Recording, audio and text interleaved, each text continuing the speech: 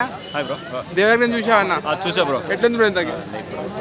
Glimpse అవుతే నాకు చాలా చాలా బాగా అనిపించింది బ్రో. ఏంటంటే ఎన్టీఆర్ గారు మాస్ లుక్ కనపడుతుంది, ఒక సీరియస్ అనేది మొహంలో కనపడుతూ ఉంది. అంటే ఏంటంటే ఒక మాస్ ఫైట్ అనేది మనకి అర్థమవుతుంది. గ్లిమ్స్ చూసినాక అసలు ఎప్పుడెప్పుడు సినిమా వస్తుందని వెయిట్ చేస్తున్నాం. ఓకే, జాహ్నవి కపూర్ ఉంటుంది కదా, ఎక్స్పెక్టేషన్ ఎట్లా ఉంటాయి? జాహ్నవి కపూర్ బాలీవుడ్ అసలు ఎక్స్పెక్టేషన్ మామూలుగా ఉండదు. యాక్చువల్లీ తను కానీ చాలా ఇంటర్వ్యూలో చెప్పింది, నేను ఎన్టీఆర్ గారికి వేర్ అభిమాని అని. ఒక ఫ్యాన్ ఇంకా అవకాశం రావడం గొప్ప.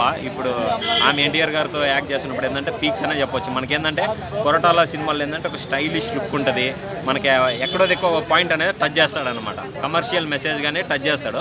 ఈ దేవరాల కానీ సంథింగ్ ఏదో ఉంటుందని ఎక్స్పెక్ట్ చేస్తున్నాను. తర్వాత వస్తుంది కదా ఇది. వస్తుంది అంటే చాలా మంది ఏంటంటే రాజమౌళి గారితో తీసిన సినిమా నెక్స్ట్ సినిమా తీస్తే అవి ఫ్లాప్ అవుతాయి అది ఇది అంటున్నారు. దానికి మెయిన్ రీజన్ ఏంటంటే ఒకటి, రాజమౌళి గారు ఒకేసారి హై లెవెల్లో చూపిస్తారనమాట.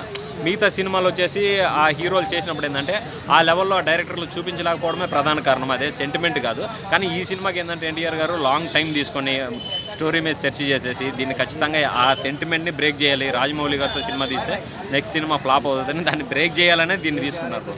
ఓకే అన్న, జపాన్లో ఎన్టీఆర్ ఉన్నారు కదా అన్న, ఎన్టీఆర్ వచ్చాడన్న. ఫస్ట్ ఆఫ్ ఆల్ గ్లిమ్స్ కన్నా దానికి చాలా హ్యాపీగా ఉంది బ్రో. ఏంటంటే అక్కడ భూకంపం సునామీ నుంచి ఎన్టీఆర్ గారు అక్కడ చిక్కుకున్నప్పుడు ఏంటంటే చాలా మంది షాక్ అయ్యారు. ఫస్ట్ గ్లిమ్స్ కన్నా ఏంటంటే ఎన్టీఆర్ గారు ఎలా ఉన్నారో, ఏమైందో అసలుకి మెసేజ్ ఏమీ లేదు కదా, తెలియదు కదా జనాలకి. ఫ్యాన్స్ చాలా మంది కానీ కొద్దిగా ఇబ్బంది పడ్డారనమాట. ఆయన వచ్చిన తర్వాత ట్వీట్ చేశారు, నేను సేఫ్గా వచ్చాను హైదరాబాద్కి, అందరు కానీ జపాన్ ప్రజలు తొందరగా కోరుకోవాలనుకున్నారు. అప్పుడైతే కొద్దిగా ఫ్యాన్స్కి కానీ అందరికి కానీ ఏంటంటే కొంచెం పర్వాలేదు, గాలి పీల్చుకున్నట్టు అయింది, ఎస్పెషల్ ఎన్టీఆర్ ఫ్యాన్స్కి.